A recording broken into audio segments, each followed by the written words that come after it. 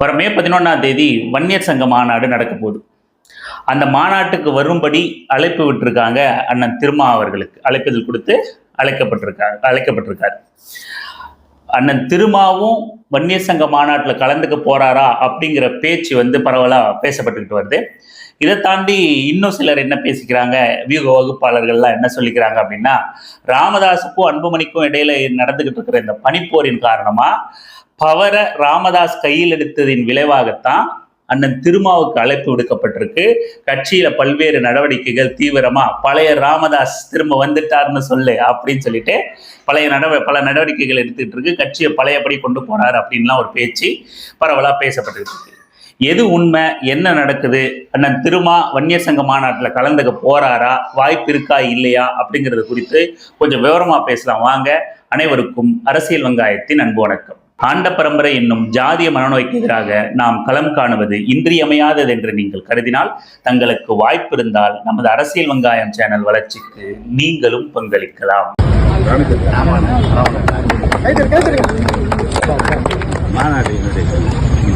அண்ணனுக்கு ஒரு வாய்ப்பு ரொம்ப சந்தோஷப்பட்டேன். ஷேக் மொய்தீன்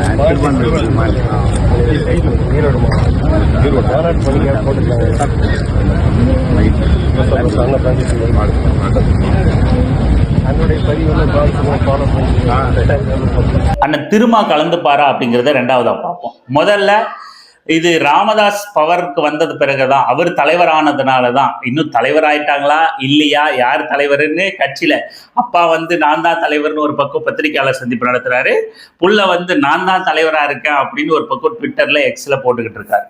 இன்னமும் வெளிப்படையா கட்சிக்குள்ள நடந்துகிட்டு இருக்கிற அந்த பனிப்போர், அப்பா மகனுக்குள்ள இருக்கிற அந்த சொத்து தகராறு என்ன அப்படிங்கிறது ஒரு முடிவுக்கு வரல. அது தொடர்ந்துகிட்டே தான் இருக்கு. அதனால நம்ம ரெண்டு பேரையுமே தலைவர், அவங்க ஆளாளுக்கு தலைவர்னு சொல்லிக்கிறாங்க, நாமளும் ரெண்டு பேரையுமே தலைவர்னு சொல்லிடுவோம். இப்படி ராமதாஸ் தன்னை தலைவரா அறிவிச்சிட்டதுக்கு அப்புறம் தான் ராமதாஸ் பாஜக கூட்டணியை விரும்பல, ராமதாஸ் பழையபடி கட்சியை வளர்த்தெடுக்கணும்னு நினைக்கிறார்.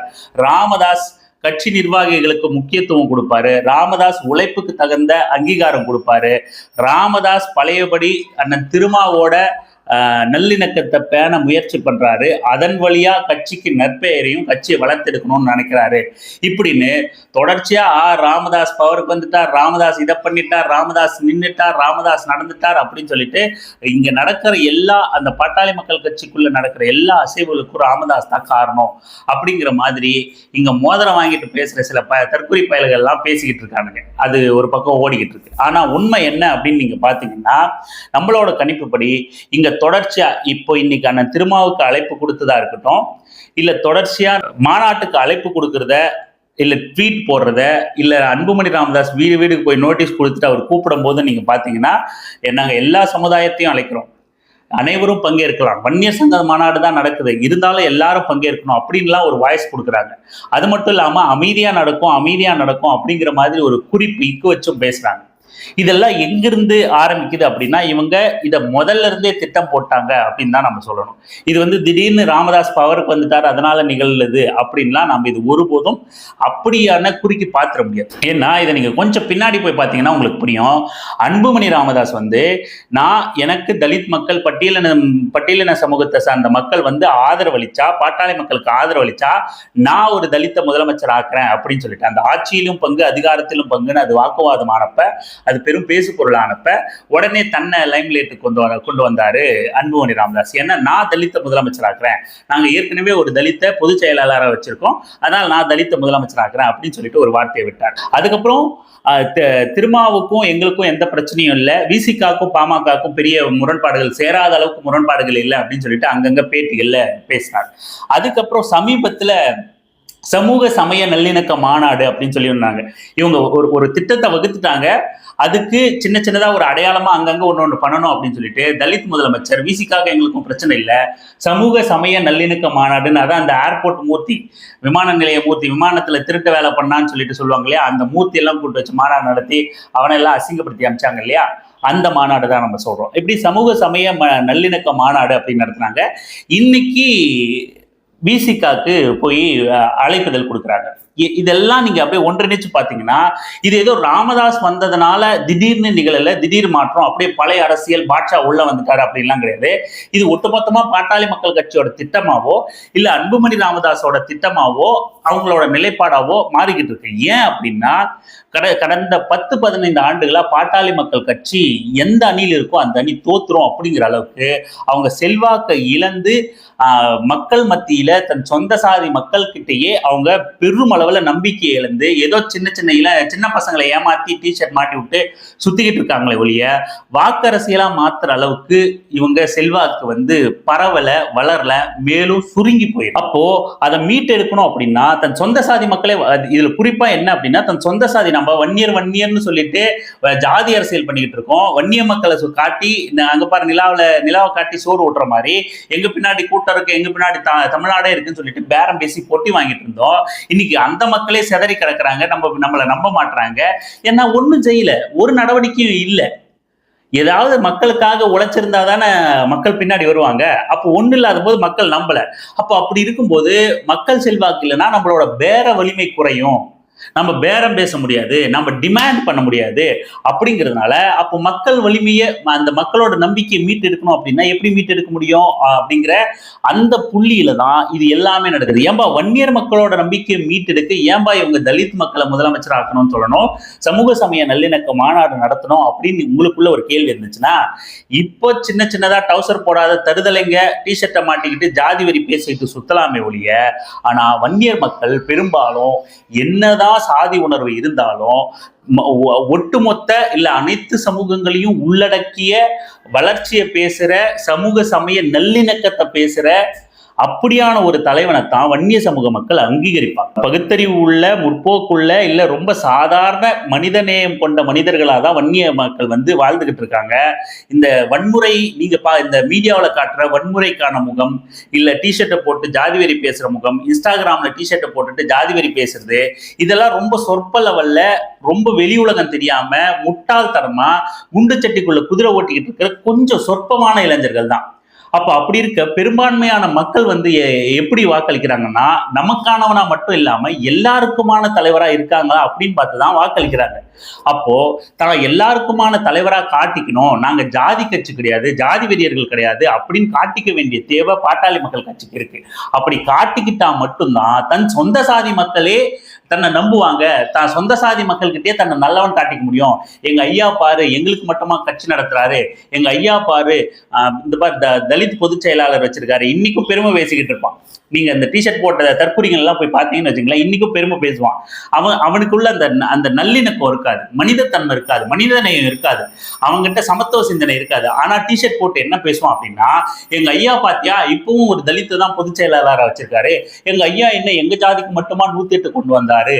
என்ன காட்டுது இது அப்படின்னா, அவனுக்குள்ளேயும் அவனை மீறின ஒரு சிந்தனையா என்ன இருக்கு அப்படின்னா, எல்லாருக்குமா ஒருத்தர் இருந்தா தான் அவர் சரியானவர் அப்படிங்கிறதா அவனுக்குள்ளேயும் டிஃபால்ட்டா அவனுக்குள்ள பொதிஞ்சிருக்கு. அந்த தமிழர்களுக்கே உள்ள ஒரு குணம் இருக்குல்ல, நீ என்னதான் ஜாதியா இருந்தாலும் அது உள்ளுக்குள்ள கொஞ்சமாச்சு இருக்கும், அந்த தமிழர்களுக்கே சார்ந்த அறகுணம். அதனாலதான் இவன் எங்க ஐயா எங்களுக்கு மட்டுமா 108 கொண்டு வந்தார், எங்க ஐயா தலித்த பொதுச் செயலாளராக ஆக்கியிருக்காரு, எங்க ஐயா பீடி சிகரெட் பிடிக்க கூடாதுன்னு எங்க ஜாதியை மட்டுமா தடுத்தார் அப்படின்லாம் பேசுவான். அப்படின்னா என்ன காரணம், எல்லாருக்குமானவர் எங்க ஐயான்னு சொல்லி அவன் பெருமை பேசிக்கிறான்.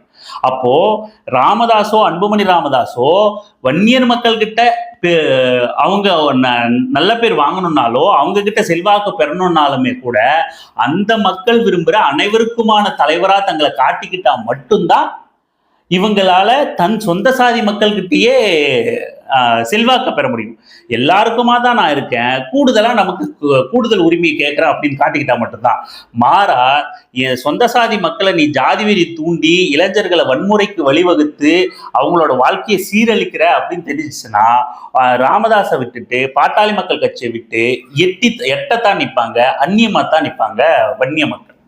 ஸோ இதை நல்லா தெளிவா புரிஞ்சுக்கிட்ட பாட்டாளி மக்கள் கட்சி, அதுவும் 2016 தனித்து நின்று பலத்த அடி வாங்கின பாட்டாளி மக்கள் கட்சி 2014 இருந்து பாஜக கூட சேர்ந்து கூட்டணி வச்சு சிக்கி சின்னாபின்னமாகி பலத்த அடி வாங்கி அரசியல் அனாதையாக்கப்பட்ட பாட்டாளி மக்கள் கட்சி வேற வழி இல்லாம ஒற்றுமை அரசியலை நம்ம பேசினாதான், ஒருங்கிணைந்த எல்லாரையும் உட்படுத்தி அரசியல் நம்ம பேசினாதான். ஏன்னா தலித் அல்லாத கூட்டமைப்பு வச்சு இந்த இந்த ஒரு வரலாற்று பிழையை செஞ்சு நாசக்கார அரசியலை முன்னெடுத்த கட்சி பாட்டாளி மக்கள் கட்சி.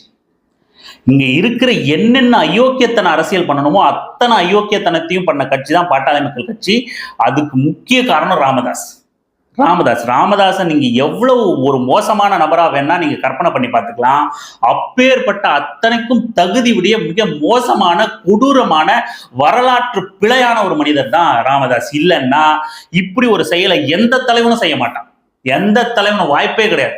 தலித் தன்னோட தன் கூடவே இருக்கிற சகோதர சமுதாயமான தன் உடன் பிறவாத சகோதரர்களை ஒதுக்கி வச்சுட்டு பாஜக காரம் பண்ற அயோக்கியத்தனத்தை இஸ்லாமிய வெறுப்பு பேசுற மாதிரி தலித் அல்லாத கூட்டமைப்பு உருவாக்க முடியும்னா அந்த ஒரு நபரை தலைவன்னு கொண்டாட எந்த தகுதி இல்லாத ஒரு நபர், வரலாற்று பிழையான ஒரு நபர், அப்படி எல்லா அயோக்கியத்தனங்களையும் பண்ண ஒரு நபர் தான் ராமதாஸ். அப்படி ஒரு கட்சி தான் பாட்டாளி மக்கள் கட்சி.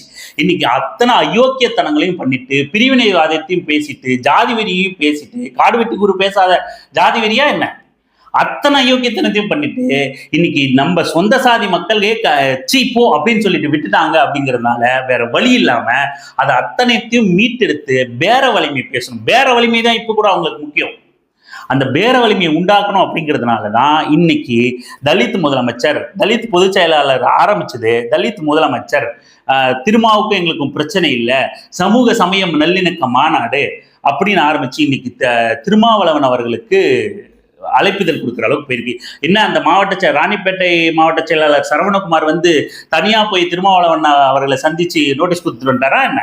இது தலைமைக்கு கேட்காம அது நடந்துருமா? அப்படி இத்தனைக்கும் பின்னாடி பாட்டாளி மக்கள் கட்சியோட அஜெண்டா இருக்கு. இன்னும் ராமதாஸ் பழைய அரசியல், ஒற்றுமை அரசியல் எல்லாம் பேசி கிழிக்கலாங்க.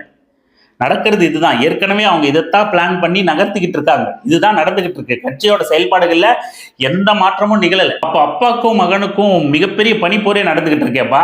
நீ இப்படி சொல்ற, பெருசா மாற்றம் நிகழல, அவர் பவரை கையில் எடுக்கல அப்படின்லாம் சொல்ற அப்படின்னா அது நடந்துகிட்டு தான் இருக்கு. அது நம்ம மறுக்கல. ஆனா அது கட்சியை வளர்க்கறதுக்கான மாற்றமோ, கட்சி இந்த கூட்டணி அந்த கூட்டணிங்கிறது எல்லாம் செகண்டரி.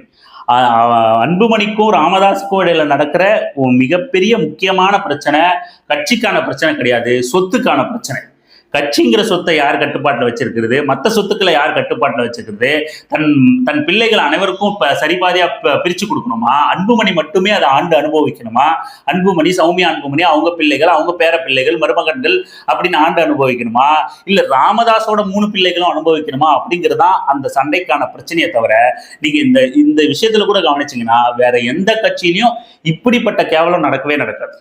எந்த கட்சியா இருந்தாலும் கூட அந்த கட்சிக்குன்னு ஒரு நிர்வாக குழு இருக்கு, செயற்குழு இருக்கு, பொதுக்குழு இருக்கு, மேல்மட்ட குழு, உயர்நிலை குழு அப்படின்னு அத்தனை குழு இருக்கு. ஒவ்வொரு நடவடிக்கையும் பார்த்து எல்லாரும் கூடவும் கலந்து பேசிதான் நடப்பாங்க. ஆனா பாட்டாளி மக்கள் கட்சியில என்ன பதவியில யார் உட்கார வைக்கப்பட்டாலும் அது பாஜக கொடுக்கிற ஜனாதிபதி பதவி மாதிரி. பேருக்கு நீ அவங்களுக்கு இவங்களுக்கு கொடுத்துட்ட இந்த மாப்பிள்ளை இவர் தான், அவர் போட்டிருக்கிற சட்டம் என்னது அப்படிங்கிற மாதிரி தான் பாட்டாளி மக்கள் கட்சி கொடுக்குற பதவியும் பாஜக கொடுக்குற பதவியும். அதை கொடுக்குறதும் அதை தலையை தூக்கி போட்டு வர்றதும் 2 ஒண்ணு. அவங்க தினந்தோறும் சொல்லிக்கிட்டே இருப்பாங்க சட்டம் என்னதுதான் பாஜகவும் சொல்லும், பாமகவும் சொல்லும். அதனால ஒரு பிரயோஜனம் கிடையாது. என்ன பதவி யார்கிட்ட இருந்தாலும் அனைத்து முடிவுகளும் ராமதாசும், அன்புமணி ராமதாசும் எந்த பதவியில இருந்தாலும், இளைஞரணி தலைவரா இருந்தாலும், ராமதாஸ் வெறும் நிறுவனரா இருந்தாலும், அவர் தலைவரா மாறினாலும், என்ன பதவியில் இருந்தாலும் சரி, ஆனா அவங்க எடுக்கிறதா முடிவு. வேற யாராலையும் எந்த முடிவையும் எடுக்க முடியாது, எந்த அப்ஜெக்ஷனையும் செய்ய முடியாது. அவங்கள தாண்டி கட்சியில் யாராவது அடையாளப்படுறாங்க, இளைஞர்கள் மத்தியில ஈர்ப்பா இருக்காங்க அப்படின்னா அவங்க சோழியை முடிச்சிருவாங்க, பதவியை பறிச்சிருவாங்க, இல்ல காடு வெட்டி குரு மாதிரி பண்ணிடுவாங்க. ஏதாவது ஒண்ணு பண்ணி அவங்க சோழியை முடிச்சிருவாங்க. இதான் பாட்டாளி மக்கள் கட்சி. மற்றபடி இப்போதைக்கு எப்படியாவது திமுக கூட்டணியில விசிகாவை சமாதானம் பண்ணி நுழைஞ்சிட முடியுமா அப்படிங்கிறதா இவங்களோட முயற்சியா இருக்கு. அப்படி திமுக கூட போக முடியல அப்படின்னா வேற வழியே இல்லாத பாஜக கூட்டணி தான். ஏன்னா அதிமுக ஆல்ரெடி போய் பாஜக காலில் விழுந்துருச்சு. இவங்க போய் அதிமுக காலில் விழுந்தாலும் நேரடியா பாஜக காலில் விழுந்த மாதிரி தான். சும்மா ஒப்புக்கு சப்பான் மாதிரி நாங்க அதிமுக கூட தான் கூட்டுன்னு வேணா இவங்க பேசிக்கலாமே தவிர எப்படி பார்த்தாலும் திமுக கூட இல்லைன்னா அந்த கட்சி அது பாஜக கூட்டணி கட்சியா தான் இருக்க முடியும். இத பாமக ஒரு காலம் தனித்தெல்லாம் போட்டியே இடாது, அதுக்கு வாய்ப்பே கிடையாது. இதுதான் நடந்துகிட்டு இருக்கு. சரி, இப்போ அண்ணன் திருமா வந்து வன்னிய சங்க மாநாட்டில் கலந்துப்பாரா அப்படின்னு கேட்டா அதுக்கு 100% வாய்ப்பே கிடையாது. வாய்ப்பே கிடையாது. அவர் யார் சந்திச்சாலும், யார் சந்திக்க வந்தாலும் அதுக்கு நேரம் கொடுத்து அவங்களை சந்திச்சு இன்முகத்தோடு அனுப்பக்கூடிய ஒரு சிறந்த மனிதர் தான் அண்ணன் தொல் திருமாவளவன் அவர்கள். யாரையும் உங்களை சந்திக்க மாட்டேன், அவங்கள வெளியே நிற்க சொல்லு, அவங்கள வெயிட் பண்ண சொல்லு, நாளைக்கு வர சொல்லு, இன்னைக்கு வர சொல்லு அப்படின்லாம் அவர் அலக்களிக்கிற ஆட் கிடையாது. யார் சந்தித்தாலும் பாஜக காரனே வந்து சந்திச்சா கூட சந்திப்பார், அதில் இல்லாம மாட்டேன். ஆனால் அவங்க கொள்கையோட ஒத்து போறாரா அப்படிங்கிறதா விஷயமே தவிர, அவங்களோட சமரசமாயிக்கிறாரா அப்படிங்கிறதா விஷயமே தவிர, அவர் சந்திக்கிறாரா சந்திக்கலையா, சிரிச்சு சந்திக்கிறாரா இல்லையா அப்படிங்கிறதா முக்கியம் இல்லை. அதோட அவங்களோட அந்த மாவட்ட செயலாளர் வந்து அண்ணன் திருமாவை சந்திக்கும் போது பேசினது தான் ரொம்ப முக்கியம். என்னன்னா, நான் உங்களோட பதிவுகள்லாம் தொடர்ந்து ஃபாலோ பண்றேன், அதை வச்சுதான் நீங்க எங்க இருக்கீங்க என்னன்னு பார்த்தேன் அப்படின்லாம் சொல்லியிருந்தாரு. வரவேற்க வேண்டிய விஷயம். பாட்டாளி மக்கள் கட்சியில நிறைய பேர் அண்ணன் திருமாவளவனை ஃபாலோ பண்றது, அவரோட அரசியலை கவனிக்கிறதுங்கிறது வரவேற்க வேண்டிய விஷயம். அப்படி செஞ்சா மட்டும்தான் உங்களுக்கு அரசியல் புரிதல் இருக்கும். இந்த தமிழ்நாட்டுக்கான அரசியல் என்ன, இந்தியாவுக்கான அரசியல் என்ன, எந்த அரசியலை நம்ம ஏற்கணும் எதிர்க்கணும் அப்படிங்கிற புரிதல் இருக்கும்.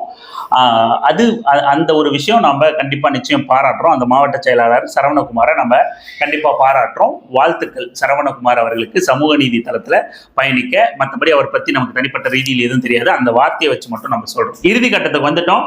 அப்போ விசிகாவும் பாமகவும் கூட்டணி வைக்கவே வைக்காதா? விசிகா பாமக திமுக கூட்டணி அமைய வாய்ப்பே கிடையாதா? இனிமே அவ்வளவுதானா? இவங்களால இந்த 2 மக்கள் பிரிஞ்சு கிடக்குறாங்க, இவங்க ஒற்றுமைக்கு வாய்ப்பே இல்லையா அப்படின்னா வாய்ப்பு இருக்கு. அது எப்படிங்கிறத அடுத்த பதிவுல பார்க்கலாம். தொடர்ந்து பேசலாம். தொடர்ந்து இணைந்திருங்கள் அரசியல் வெங்காயம் சேனலுடன். நன்றி, வணக்கம்.